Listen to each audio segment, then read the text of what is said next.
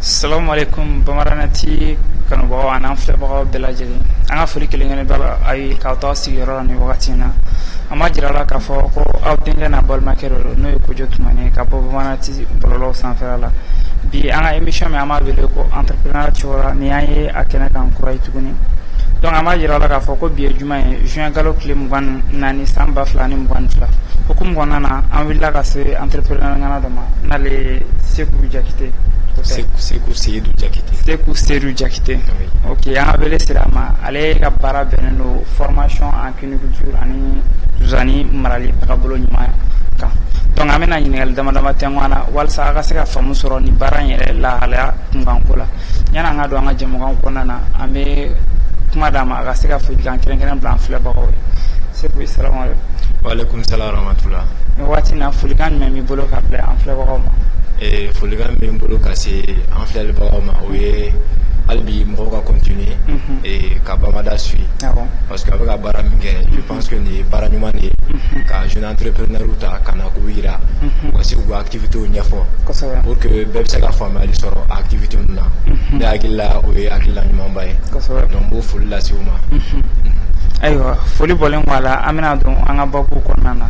ko tɛŋu joona yanni an k'an ka ɲininkaliw tɛŋu i la i bɛ se k'i présentation globale kɛ walasa mɔgɔw k'a dɔn e Seku yɛrɛ i bɛ min de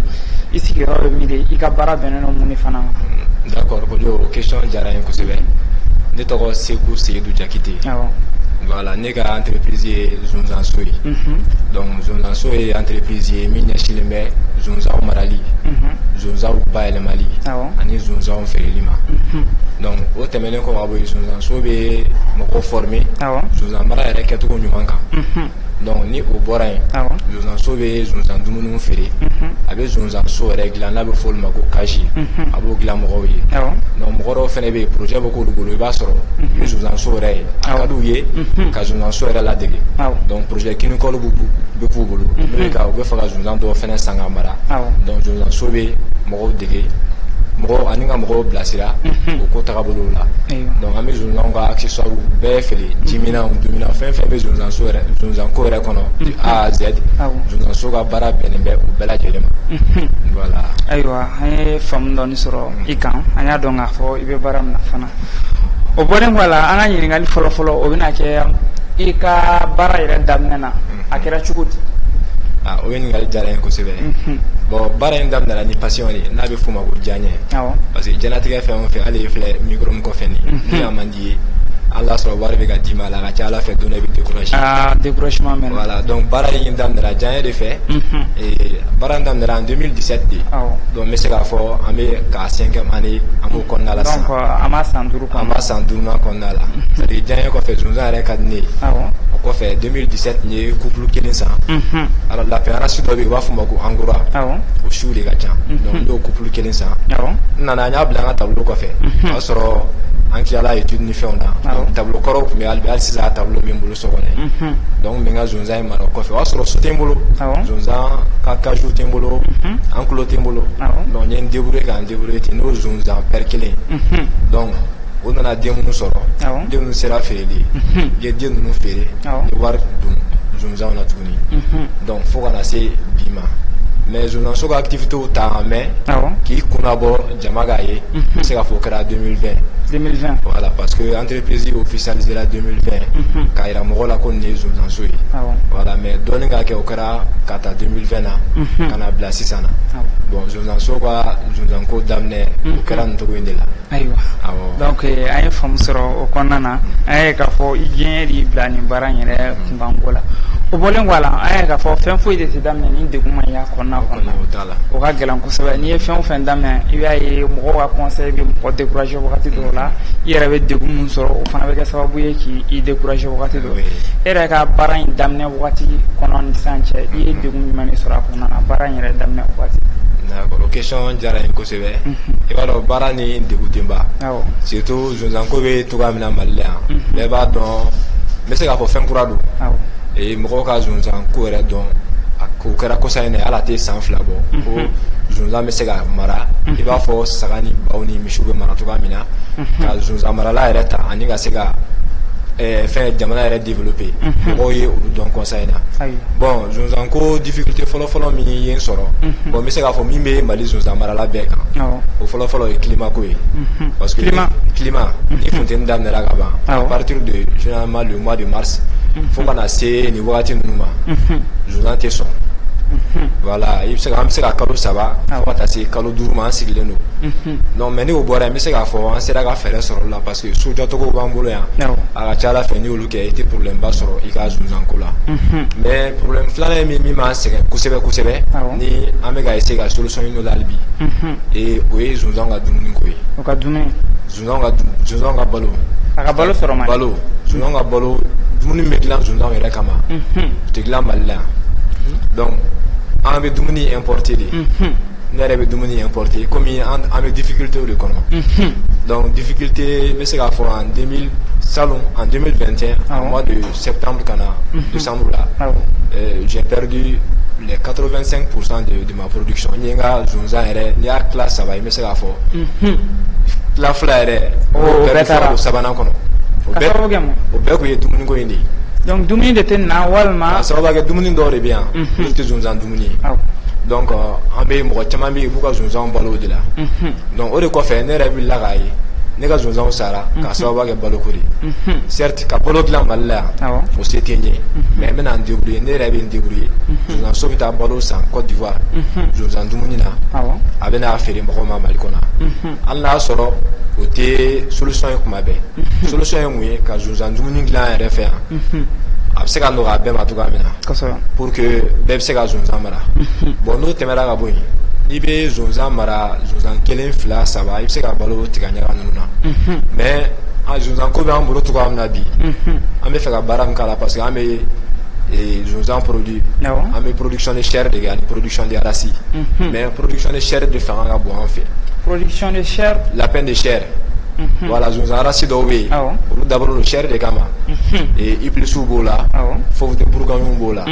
californiens b'o la bon n bɛ dan sinon race bɛ yen n bɛ se k'a citer fɔ caman caman race ka ca o de ye a siyaw ye siya minnu bɛ kɛ zonzan fɛngɛ sɛri n da selen filɛ o siya 3 de ma mais siya kelen de bɛ o de ka ca an fɛ yan kosɛbɛ o ye ka kɛ sɛri ye cogo di lapin de chair i b'a fɔ poulet de chair bɛ cogoya min na poulet de chair bɛ cogo ka transformation non génétique k'a la walima voilà transformation génétique b'a la parce que lapin de chair ninnu bɛ dabɔ a kama de ale ni sɛ tɛ kelen sɛ ta 45 jours à partir de 35 jours a bɛ se ka dun mais lapin de chair ninnu fo ka se 2 mois et demi ka don 3 mois kɔnɔ pour que u ka se ka n'a balo ɲuman b'i bolo entre 2 mois et 3 mois kalo 2 ka taa bila kalo 3 la u bɛ se ka se dunni ye mais o tɛ ɲa fɔ balo minnu kɛrɛnkɛrɛnnen bɛ o kama i k'o balo de ɲini donc mais mɔgɔ min fɛ ka zonzan kɛ en quantité f'i ka o balo sugu de ɲini a bɛ fɔ olu ma ko granulé granulé spécial lapin o tɛ sɔrɔ Mali la a tɛ sɔrɔ yan donc n'i bɛ fɛ ka zonzan kɛ 100 yirikaw 1000 yirikaw ka industrialiser k'a kɛ i b'a fɔ tubabuw b'a kɛ cogoya min na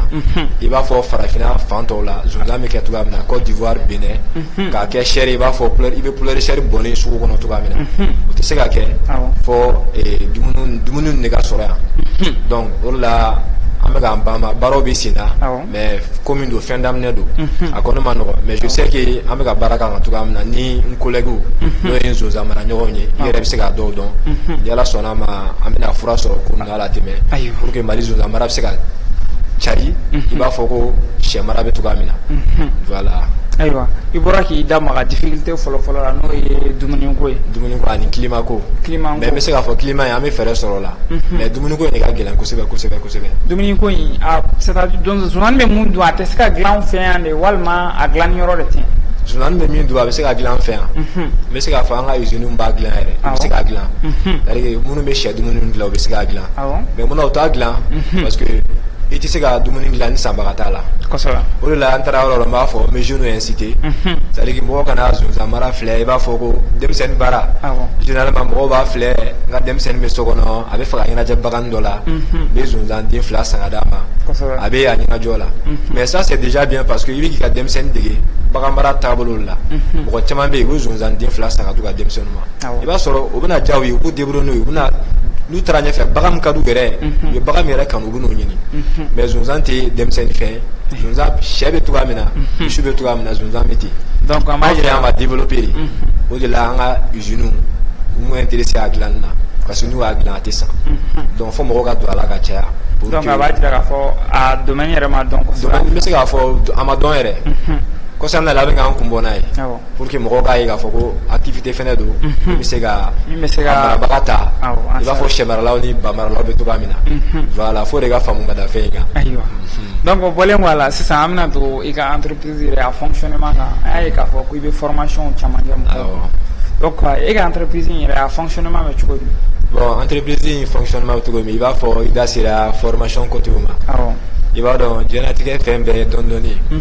ye fɔlɔ fɔlɔ il y a de cela san 3 ou san 4 étrangers de tun bɛ n'an former benunaw de tun bɛ n'an former yan fɔ siɲɛ caman mais ne yɛrɛ nana ye kɔsa in na zonzan ko bɛ ka taa cogoya min na benunaw tun bɛ na formation k'an kun yan n y'a ye o tɛ laban a tɛ laban o tɛ laban mun kama n'i y'a mɛn n ka wara faga a kunkolo b'i yɛrɛ bolo kosɛbɛ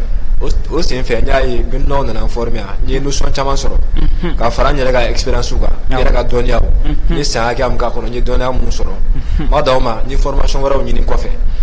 voilà n ye zonzan mara formation wɛrɛw kɛ kɔfɛ ka fara n ka dɔntaw kan nana ye ninnu bɛna min fɔ an ye yan choix tɛ et puis u ka climat n'an ta tɛ kelen ye parce que mɔgɔ min bɛ Côte d'Ivoire mɔgɔ min bɛ Burkina mɔgɔ min bɛ Sénégal u ka zonzan maracogo tɛ kelen ye Mali Burkina Sénégal bon Mali ni Burkina ni Niger de bɛ se ka surun a ɲɔgɔn na mais Côte d'Ivoire ni Benin ninnu olu ka surun parce que u ka climat ye kelen voilà olu bɛ na u ka zonzan maracogo ɲɛfɔ an ye yan an b'a dɔw de ta ka baara kɛ n'a ye mais baara tɛ se ka kɛ n'a bɛɛ donc a tɛ se ka kɛ n'a bɛɛ comme ne ye formation suit un peu olu jamana ninnu caman na ani n ye min suit an yɛrɛ min vécu yan ne yɛrɛ ko bi n bɛ se ka formation kɛ n ye documents ɲini n bɛ bi bi in na yɛrɛ zonzan so bɛ mɔgɔw kalan zonzan maracogo ɲuman na a fɛn bɛɛ lajɛlen donc aw kɔni sisan an bɛ formation kɛ mais an bɛ fɛn caman caman wɛrɛ kɛ komi i ye da sera formation yɔrɔ de ma donc o jaabi de ko ye nin ye donc formation an bɛ to toujours formation in kɔnɔna na an ye k'a fɔ wagati laban in na n yɛrɛ ka recherche personnelle kun bolila i ka entreprise kunkan ko la an ye k'a fɔ du 1er au 3 juin i kun ye formation dɔ kɛ n'o bɛ tali kɛ ko programme de formation en cuniculture donc o formation in kɔnɔna na an ye k'a fɔ ko programme dɔ tun b'a kɔnɔna na n'o bɛ tali kɛ case ni accessoire kɔnɔna ko la est ce que n'i kan ka zonzanni mara caman i mago bɛ case ni accessoire la réellement o ɲininkali diyara n ye kosɛbɛ i b'a fɔ i y'a fɔ cogo min du 1er au 3 zonzanso tun bɛ ka formation dɔ kɛ en ligne parce que tuma bɛɛ formation bɛ organisé présentiel ka na i yɛrɛ ka na ka n'i sigi ka formation suit o temps tɛ bɛɛ bolo dɔw yɔrɔ ka jan dɔw yɛrɛ ye formation in suit olu tun bɛ kɔfɛ Côte d'Ivoire Burkina ninnu na donc mais maintenant pour que ka se ka olu lafiya an ye ni formation organisé a kɔni a tagabolo ɲɛna kosɛbɛ parce que mɔgɔ caman nisɔndiyara minnu kun y'u inscrire a la donc o tɛmɛlen kɔ i da sera ko cage et accessoire et zonzan tɛ se ka mara ni cage tɛ zonzan ba ni zonzan 100 ɲɔgɔn dafara est ce que a bɛ se ka k'u cage kɔnɔ zonzan hali zonzan 1,000,000 bɛ kun cage kɔnɔ awɔ kɛcogo de don awɔ c'est à dire que cage ninnu zonzan marala fɛn fɔlɔ yɛrɛ o ye cage de ye ni enclos bɔra yen enclos ye jumɛn ye cage bɛ sigi guwa min duguma mɔgɔ bɛ guwa de dilan fɔlɔ ka funteni éviter ka aération k'a la fiɲɛ donyɔrɔ ni fiɲɛ bɔyɔrɔ n'olu de bɔra yen sisan cage de bɛ dilan ka sigi i ka zonzan hakɛya bɛ dépend i ka yɔrɔ bonya la mɔgɔ min bɛ fɛ ka zonzan 100 kɛ ni mɔgɔ min bɛ ka 40 kɛ kelenw tɛ o donc i mana kɛ ka zonzan hakɛya o hakɛya kɛ o cage hakɛya n'o se b'i ye i b'o de sigi sinon kɛcogo t'o la donc zonzan marala bɛɛ ye cage ye cage ninnu a bɛ se ka kɛ i y'a dɔw photo ye n t'a dɔn n'i bɛ se k'a photo bɔ ka jira mɔgɔw la zonzan marala fɔlɔ o ye cage ye siga kɔni t'o la an ye tubabu minnu na olu taw bɛ ten donc ni o bɔra da sera accessoire ma accessoire tɛ dɔ wɛrɛ o ye tali kɛ voilà ni caju ye ni caju modèle ninnu voilà mais ni bɛ zonzan damadɔni de ta mais ni bɛ fɛ ka 2 3 kɛ i bɛ se ka ninnu ɲini mais ni bɛ caman kɛ i bɛ nin fɛnɛ caman de ɲini n'a caman sigiyɔrɔ b'i bolo voilà hali i bɛ fɛ ka bayirikaw kɛ i bɛ se ka nin caman ɲini ka sigi problème foyi t'a la voilà bon accessoire ninnu na jiminɛnw b'olu la abreuvoir b'olu la mangeoire b'olu la niw b'olu la donc ni ye jumɛn ye zonzan musow mana se jiginni ye u bɛ den kɛ fɛn min kɔnɔ o ye ni ye mangeoire ye jumɛn ye o ye zonzanw ka dumunikɛlan ye donc u bɛ gulon caju la u bɛ dumuni k'o kɔnɔ abreuvoir ye jumɛn olu ka jiminɛnw ye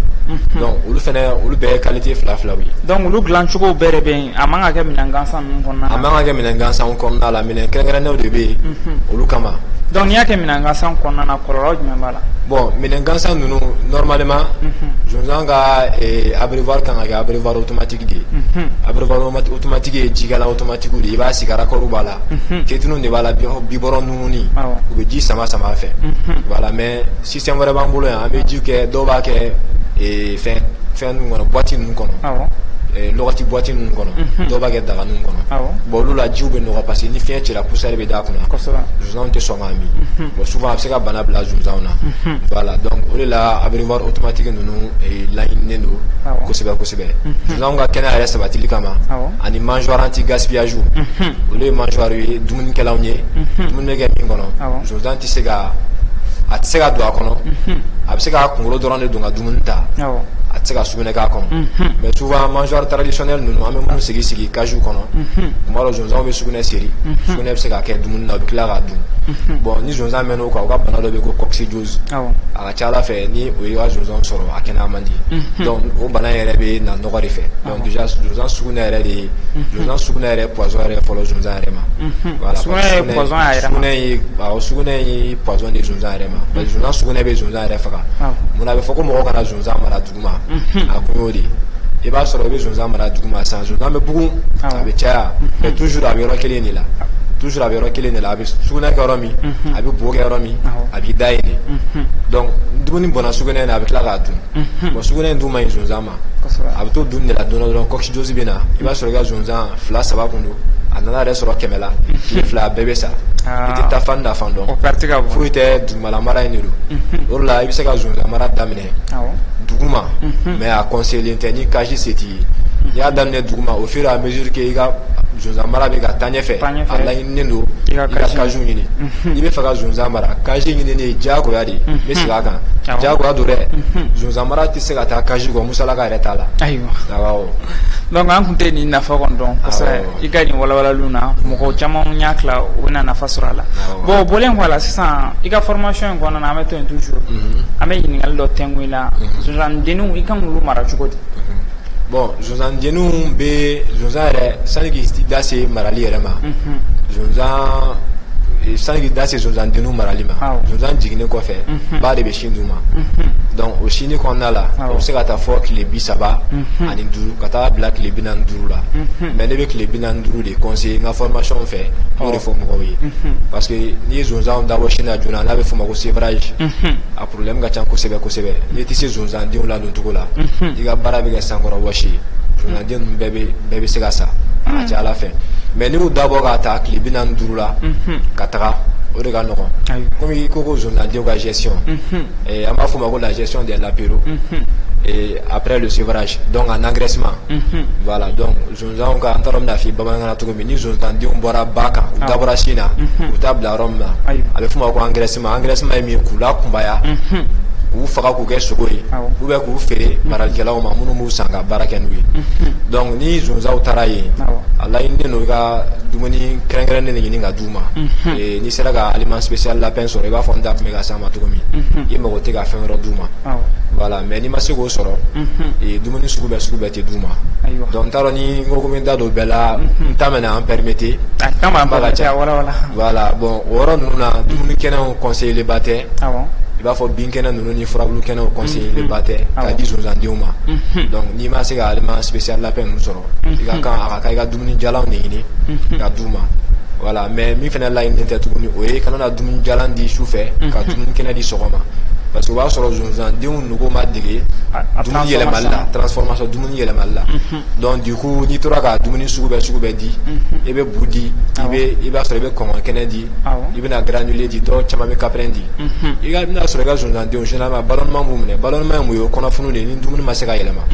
i bɛna sɔrɔ coccygiose y'u minɛ souvent coccygiose i b'a sɔrɔ a bɛ kɔnɔbolo bila u la mun bɛ na n'o ye dumuni sugu bɛɛ ɲagamini bon ni zonzandenw nogo ma kɔgɔ dumuni sugu bɛɛ man ka d'u ma u bɛ se ka to o kɔnɔ ten ka taa tile 45 in kɔfɛ fɔ kalo 3 i bɛ se k'u to n'a ka di dumuni kelen kan voilà mais fura dɔw fana bɛ i b'olu di pour que u bɛ se k'u yɛrɛ sɔrɔ u bɛ dumuni min kɛ u yɛrɛ ma ka ja joona ani u bɛ nɔgɔ min dun souvent u ka se ka latɛmɛ voilà o question jaabi ye donc n y'a tila an bɛ ka faamu sɔrɔ nin babu in na kosɛbɛ donc an b'a fɔ an filɛbagaw ye halisa a ka dɔ fara partageliw kan o bɔlen kɔ a la sisan an bɛna ɲininkali min tɛngu i la i bɛ k'i da maga coccygiose in na n y'a tila o ye bana de kɔni coccygiose ye bana donc i bɛ se k'i da maga zonzanni bana fila zonzanni ka bana fila dɔrɔn ani a bɛ traité cogo min fana fɛɛrɛ bɛ se ka tigɛ a la cogo min walasa mɔgɔw ka se ka solution sɔrɔ zonzanni bana fila la d'accord o ɲininkali diyara n ye an bɛ formation hukumu kɔnɔ hali bi donc plateau yɛrɛ kɛra i b'a fɔ sisan an bɛ formation na o tɛ problème ye et zonzan bana fila de bɛ yan o bɛ mɔgɔw sɛgɛn kosɛbɛ n bɛ se k'a fɔ a fɔlɔ o ye coccygiose ye voilà a filanan o ye urumi ye mura voilà mais n'i y'a jateminɛ i b'a sɔrɔ bana ninnu bɛɛ bɛ fani ba la u bɛ fani ba la kun min na i b'a sɔrɔ bana ninnu cause caman bɛ u bɛ ɲɔgɔn sɔrɔ u bɛ ɲɔgɔn sɔrɔ jumɛn na o ye nɔgɔ ye coccygiose cause fɔlɔ ye nɔgɔ de ye bon mura fɛnɛ n'an b'a fɔ ma ko urine souvent a bɛ kɛ koriza ye ni mura juguyara n'a kɛra koriza ye donc koriza kɔni fura t'o la mais n'a sɔrɔ urine don n'i wulila k'i jɔ joona ka furaw k'a la a ka ca Ala fɛ a bɛ nɔgɔya bon n bɛ fɔlɔ coccygiose la ale ye nɔgɔ de ye i b'a fɔ n y'a f'i ye cogo min mɔgɔ min bɛ zonzanw mara duguma voilà mɔgɔ minnu bɛ dumuni sugu bɛɛ du ka zonzanw ma o de la n b'a fɔ mɔgɔw ye toujours mɔgɔw kana salati d'u ka zonzanw ma ka salati d'u ma mɔgɔ minnu bɛ n dɔn u bɛ n dɔn kosɛbɛ salati ko fan fɛ n t'a parce que n'i ko ko mɔgɔw k'a di quel qu'en soit ko di i mana salati ko hali mɔgɔ yɛrɛ c'est pas que mɔgɔ bɛ salati feere mugu dénigré o tɛ mais salati yɛrɛ hali mɔgɔninfin yɛrɛ b'a dun i yɛrɛ b'a senti i b'a dɔn k'a fɔ k'i ye fɛn dɔ dun munna salati n'i yɛrɛ t'a sɛnɛ ne b'a f'i kana di i ka zonzan ma parce que i t'a bɔyɔrɔ dɔn i mana nana ye k'a ko togo o togo i b'a sɔrɔ nɔgɔ minnu b'a la a ka ca Ala fɛ o bɛɛ bɔ man di a la donc mɔgɔ bɛ bin minnu san goudron da la la même chose donc n'i b'o fɛn ninnu di i ka zonzanw ma a ka kan i k'a ko ni permanganate ninnu de ye i b'a fɔ ni mɔgɔw bɛna a dun bon a dun ka gɛlɛn ni zonzan caman b'i bolo a ka ca Ala fɛ i tɛ se ka zonzan 100 i ka bin ko don o don ka d'o ma i t'o temps sɔrɔ voilà o de la coccygiose bɛ na o senfɛ ani mɔgɔ minnu t'u ka jiw falen i b'a sɔrɔ dɔw ka jiw i bɛna ji kɛ minɛn kɔnɔ ji bɛ se ka tile 5 tile 6 kɛ fa dɔw ɲɛ bɛ kɛ finman ye nɔgɔ dumuni nɔgɔ ji mana nɔgɔ yɔrɔ yɛrɛ nɔgɔlibaliya yɔrɔ yɛrɛ nɔgɔli parce que mɔgɔ dɔ ka kasiw kɔnɔna tɛ jɔsi a tɛ sanuya bon a laɲini dɔ fɛnɛ i ka kasi ninnu kɔnɔna ka to ka a ko ni fɛn ninnu ye grésil ni barikatigi ninnu ye ani ka désinfecter ni virunɛti olu dɔw bɛ désinfectant ninnu donc wagati bɛɛ a laɲini don i ka to ka kasi ninnu désinfecter parce que n'i m'olu kɛ zonzan bɛ sugunɛ min kɛ girage la zonzan b'i da o sanfɛ souvent a b'i da ka sɔrɔ sugunɛ ninnu ma ja donc sugunɛ ninnu bɛ don a golo la o dɔw bɛ se ka kɛ kaba ye bon olu bɛɛ bɛ zonzan faga dɔɔni u b'a fɔ ma ko appétit fée a b'a faga dɔɔni donc i bɛ bali k'i ka zonzan salen i tɛ sakun don a la bon coccygiose de b'an sɛgɛn kosɛbɛ n'ale ye zonzan minɛ zonzan bɛ a kɔnɔ bɛ boli de i b'a sɔrɔ a b'i da yɔrɔ kelen bon fura dɔw bɛ yen fɛnɛ a laɲininen don i k'olu di i ka zonzanw ma sanni bana in ka na a bɛ fɔ ma ko anticorps à titre préventif mɔgɔ min bɛ zonzan mara bɛɛ bɛ anticorps dɔn donc anticorps de laɲininen don n'i bɛ se dɔgɔkun o dɔgɔkun i ka dɔɔni kɛ ji la i ka zonzanw k'a min donc i ka jɛya k'i tagalan ye badabada o kɔni bɛ sɔrɔ Mali kɔnɔ anticorps bɛ sɔrɔ a tɛ ban san na yɛrɛ a tɛ manqué wa wari ye 100 de a cayalenba voilà ni ma anticorps sɔrɔ dɔwɛrɛ bɛ yen ko amprolium a ka kan fɛnɛ i ka to k'a falen ni anticorps san n'i ye kalo 1 kalo 2 k'o kan i k'a falen parce que bana min fɛnɛ bɛ yɛlɛma de n'u mɛnna i b'u kɛlɛ ni fura min ye a laban u bɛ dege o la a bɛ n'a fɔ an ka ɲinɛ ninnu bɛ cogoya min na yɔrɔ i bɛ ɲinɛ dɔw ye jɛman don dɔwɛrɛ tɛ ɲinɛ jɛman dɔw de bɛ yen olu bɛ finman ninnu de la tunu mais n'u mɛnna ɲɔgɔn fɛ u bɛ dege ɲɔgɔn na donc a bɛ kɛ fɛn wɛrɛ donc mɔgɔw ka hakili to nɔgɔ ko in na kosɛbɛ bon n'o bɔra yen bana filanan m'an sɛgɛn kosɛbɛ o ye urumi ye mura o fɛnɛ fana ju fɔlɔ ye nɔgɔ de i t'i ka yɔrɔ furan i tɛ a fɛngɛ kɛ i t'a désinfecté bana bɛɛ ye nɔgɔ ye parce que zonzan sugunɛ bɛ ammoniac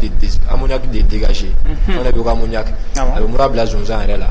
bon ni zonzan bila yɔrɔ ma jɛ a wagati bɛɛ sugunɛ bɛ yen zonzan yɛrɛ tɛ bila laisse la i b'a sɔrɔ tuma bɛɛ ni fiɲɛ cira ale bɛ sugunɛ min kɛ gaz min b'o la fiɲɛ b'o gaz in ta ka na don a nun kɔnɔ tuguni donc o bɛ se ka na ni urine a filanan ye mun ye n'i ye zonzan bila fiɲɛ la ka exposer directement au vent a bɛ n'a fɔ sisan i ye zonzan kaji dɔ san kaji in bɛɛ ye girage ye i taara i y'a sigi yiri dɔ kɔrɔ fiɲɛ bɛ ci fiɲɛ bɛ don yan fɛ a bɛ bɔ yan fɛ a jateminɛ hali mɔgɔninfin yɛrɛ n'i sigi moto kan ka kilomɛtiri caman boli foyi t'i kunkolo la i b'o mura kelen kɛ voilà donc pour que k'o éviter f'i ka yɔrɔ datugu faut pas que mɔgɔw ka zonzanw bila fiɲɛ la directement toujours n'i ye zonzanw ka tulo jɔ n'u y'u ka guwa ye i bɛ fɛn dɔ de lakori i bɛ se ka karata k'a la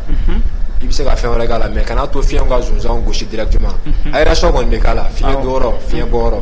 mais kana zonzanw bila k'u exposer directement au vent sinon i ni problème tɛ ban donc fɛn fila de b'an sɛgɛn mais n bɛ se k'a fɔ tulogɛlɛya de don coccygiose ye tulogɛlɛya de ye urine ye tulogɛlɛya de ye a bɛɛ bɛ nɔgɔ de bolo ni jɛya sabatili i fɛ yen i tɛ ni bana nin mɛn tulo la yɛrɛ ani ka to ka anticorps di a banna i bɛ lafiya voilà parce que i b'a fɔ kumakan dɔ bɛ yen n bɛ kumakan in fɔ kosɛbɛ kosɛbɛ an ka maître ba dɔ bɛ yen n bɛ profiter ka foli lase a ma Abdoulaye Sidibe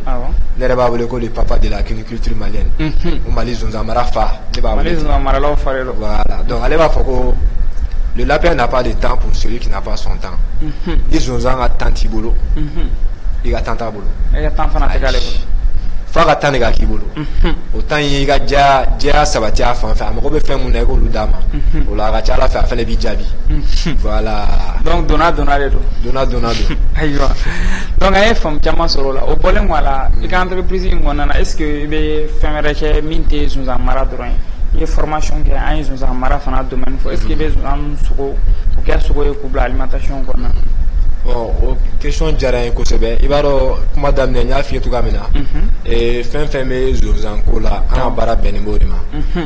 formation kɔfɛ ani zonzanw ka maralan dilanni kɔfɛ n'a bɛ fɔ o ma ko caju an ka baara fanba o ye zonzan sogo feere o yɛrɛ de y'an ka objectif ye kosɛbɛ ka zonzan sogo feere ka a yiriwa ka zonzan sogo yɛrɛ don mɔgɔw ka dumunifɛnw na k'a yira mɔgɔ la ko zonzan sogo ko dumunifɛn don voilà et puis surtout sogo in ka ɲi mɔgɔw ma kosɛbɛ donc a sogo in ka ɲi kosɛbɛ zonzan sogo vitamine B complet de b'a la vitamine dɔ bɛ ko vitamine B o complet de b'a la zonzan sogo tulu t'a la cholestérol t'a la voilà zonzan sogo ka ɲi système nerveux ninnu ma kosɛbɛ mɔgɔ yɛrɛ ka organe mɔgɔ tagalan yɛrɛ zonzan sogo dunni ka ɲi donc hakiliw ja tamatama hakiliw ja senkuruba dimi bɛ mɔgɔ mun na nin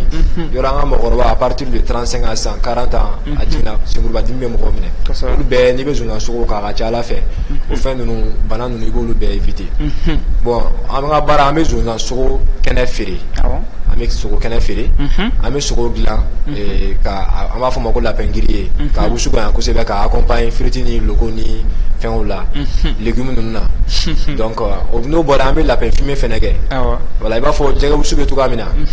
ka zonzan fumé k'a wusu ka ɲɛ i b'a fɔ jɛgɛ wusu bɛ cogoya min na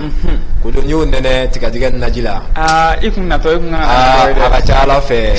i b'o san waati bɛɛ donc an b'o fɛnɛ kɛ bon n'o bɔra yen zonzanw ka dumuniminɛn ninnu an'u ka jiminɛnw n'a bɛ f'o ma ko mangeoire ni abreuvoir an b'olu feere a bɔgɔdagalama ninnu zonzan so b'olu feere ani zonzanw ka aliment spécial labɛn n bɛ ka dumuni kɛrɛnkɛrɛnnen minnu fɔ an b'o fana feere Bamakɔ yan donc a bɛ sɔrɔ an yɛrɛ fɛ yen ni Ala sɔnna awɔ donc an bɛ o de kɛ formation ninnu ni fɛngɛ ninnu kɔfɛla awɔ ok n y'a tila an ye caman faamu nin babu in kɔnɔna na wagati n'a tagabolo kama n bɛna ɲininkali dɔ tɛngun la n'o ma k'i ma basi i bɛ se ka ladilikan jumɛn di k'a ɲɛsin jeunes ma jeune entrepreneur kɔnɔna na jeune entrepreneur dɔrɔn sinon jeune bɛɛ lajɛlen bon a bɛ jeune bɛɛ lajɛlen intéressé tout le monde est entrepreneur de sa manière oui effectivement bon n bɛ ladilikan min di jeunes ma o ye diɲɛlatigɛ fɛn bɛɛ daminɛ b'a la mais difficulté b'a la voilà on b'a fɔ ko échec caman de bɛ na ni réussite ye c'est à dire que kana fɛn dɔ daminɛ bi sini y'a tiɲɛ n'i bolo k'i b'a bila non o fɛn tɛ a kɛra entrepreneuriat ye o a kɛra fɛn o fɛn i bɛ fɛn o fɛn na activité fɛn o fɛn na kana jɔ i ka activité la c'est à dire k'i banba i ka activité kan n'a tiɲɛna sini kana daminɛ sinon ne ye échec minnu kɛ ɲamaa ma sɔrɔ n tɛ zonzan ko la bilen voilà mais toujours ni échec in kɛra a bɛ n'a fɔ o de bɛ ka élan kura diyan o de bɛ fanga kura diyan fɛn dɔ de bɛ n pousser karisa nin t'a bannen ye dɛ taga voilà bon fo mɔgɔw k'u banban o yɔrɔ de kan mɔgɔw kana mɔgɔw ka réussite sanfɛla lajɛ ni mɔgɔ ye k'a ye fɛn sɔrɔ fɛn dɔ la n'a dugumala fɔr'i ye i b'a fɔ i tɛ don a la a tigi ye ta ka prêt ni fɛngɛ minnu kɛ kabako don donc bɛɛ k'i banban i ka baara kan kɛlen kan so a mana kɛ baara sugu o sugu ye baara lankolon tɛ yen baara bɛɛ bɛ se ka financer mɔgɔ ma yɔrɔ ni bi tɛ zonzan ko n'i y'a fɔ mɔgɔ ye ko karisa ka baara bɛnnen bɛ zonzan mara ma wa ko fa de bɛ la o zonzan bɛ se ka mɔgɔ balo wa et pourtant zonzan bɛ mɔgɔw balo mɔgɔw dayirimɛ sirilen b'a la sous région na mais komi yan a ma dɔn fɔlɔ an bɛ k'an banban pour que a bɛ se ka développer donc an bɛ profiter nin na ka jeune bɛɛ lajɛlen inviter ka na zonzan mara kɔnɔna la mais m'a fɔ ye difficulté b'a la dɛ depuis an ka daminɛ gɛlɛya caman de b'a la taga prêt baden de b'a la mais mɔgɔ kelen tɛ se ka fɛn nin développer mɔgɔw b'a kɔnɔ déjà mais an ka dɔgɔn fo mɔgɔ de ka na ka don a kɔnɔ pour que an ka se ka jɛ ka activité in développer donc o de tun bɛ n bolo k'a lase jeunes bɛɛ lajɛlen ma. Ayiwa donc an ye faamu caman sɔrɔ o bɔlen kɔ a la ɲininkali laban min bɛ n bolo k'a k'i la o bɛ tali kɛ i yɛrɛ ka prospective kan don n'a nataw la i kɛlen don ka fɛn jumɛn de labɛn i ka entreprise kunkanko la walasa maliyɛnw ma se ka wasa. O ɲininkali in diyara n ye kosɛbɛ n tun bɛ ka ɲininkali in kɔnɔ ni barika ye zonzanso ka hakilina dɔ ye fɔlɔfɔlɔ o ye ka zonzansogo ko développer ka zonzansogo dun ka tɛmɛ poulet de chair kan donc o bɔlen kɔfɛ an ka hakilina ye yanni san 5 cɛ zonzanso ka se ka site de production sɔrɔ min bɛ se ka zonzanden 1000 produit ka taa 2000 la kalo o kalo 1000 ka taa 2000 la kalo o kalo d'ici 5 ans an ka objectif ye an ka tɛmɛ o la an b'a baara o kan d'ici 5 ans kalo o kalo an ka zonzanden 1000 ka taa 2000 la an k'o produit o ye d'ici 5 ans a bɛ se ka kɛ an bɛ tɛmɛ o la mais objectif ka se ka atteindre n'a sera ka atteindre 2 ans kɔnɔ an bɛ dɔ fara production kan o de y'an ka hakilina ye pour que ka zonzan mara yɛrɛ développer kosɛbɛ ani ka zonzan don mɔgɔw ka dumuni fɛnw na dumuni kɛtaw la voilà. Ayiwa donc n y'a tila hakilina caman b'a bolo donc don n'a nataw la an bɛna zonzan sogo don i ko dibi sogo bɛ cogo ni ala sɔnna a ma an b'a sira kan a ye dubabukan yɛrɛ k'an dɛmɛ kosɛbɛ. Ayiwa n y'a tila an filɛbagaw ye faamu sɔrɔ nin babu in kɔnɔna na kosɛbɛ babu kɔni sera a kuncɛ yɔrɔ ma monsieur Jakite kumakan laban jumɛn b'i bolo ni y'an ka jɛmukan in kuncɛ. Bon kumakan laban bɛ n bolo o ye n bɛ aw yɛrɛ fɔ kosɛbɛ aw bɛ nin baara min na baara ɲuman don ka to ka jeunes wele k'an ka hakilinaw fɔ k'u ka baaraw ɲɛfɔ pour que mɔgɔw bɛ se k'a faamu min ye o ye ko ɲumanba ye voilà parce que a b'u permettre mɔgɔ minnu t'u ka baara ninnu dɔn olu k'a dɔn ko karisa ni karisa u bɛ nin baara in de kɛ et ja nin baara in yɛrɛ fɛn ɲuman don ja mɔgɔ bɛ se ka don a la ja mɔgɔ bɛ se ka fɛn sɔrɔ a la o ye baara ɲumanba ye donc foli belebeleba bɛ se aw yɛrɛ ma donc ni o tɛmɛra ka bɔ yen n bɛ an filɛlibagaw bɛɛ fo parce que n'i y'a mɛn i b'i sigi k'i bɛ kuma dɔ de bɛ k'i lajɛ donc n bɛ bɛɛ lajɛlen fo o la ani ka Mali zonzan marala bɛɛ lajɛlen fo awɔ. Ayiwa donc n y'a tila an filɛbagaw ye faamu caman sɔrɔ nin kɔnɔna na nin babu in yɛrɛ kɛra sababu ye dɔw ye tomata dɔ sɔrɔ a la u bɛ tali kɛ formation domaine kɔnɔna na an b'a fɔ an filɛbagaw ye ni kun kɛra tulo garisɛgɛ ye an bɛ wagati wɛrɛ wasalaamaaleykum.